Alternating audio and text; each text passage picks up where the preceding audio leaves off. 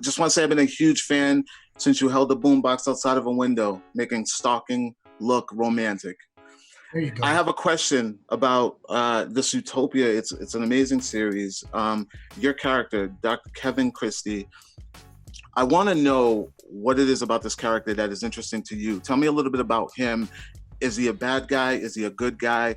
What is it about this character that drove you to do this, and what is your take on the character? Well, what I thought was, first of all, it was Gillian Flynn doing a conspiracy thriller, so that alone is exciting enough. And then when I read the scripts, I got to read them all. I was constantly sort of shocked and surprised, and then it felt inevitable, but only in retrospect.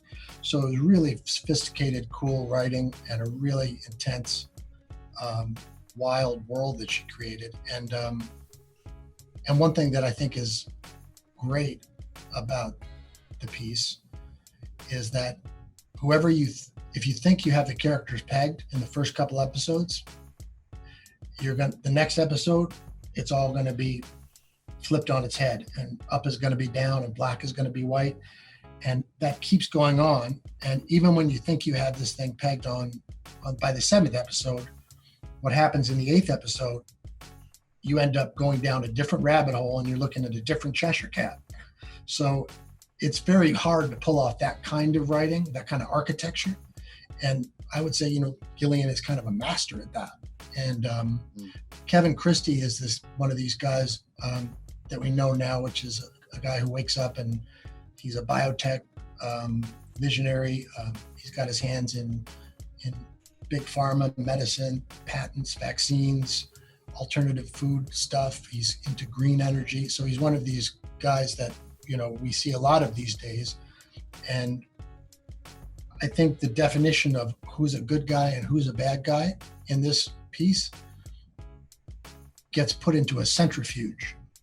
And by the end, you're not quite sure whether you're even capable of understanding who's a good guy and a bad guy. But I saw him as in some ways, he was like a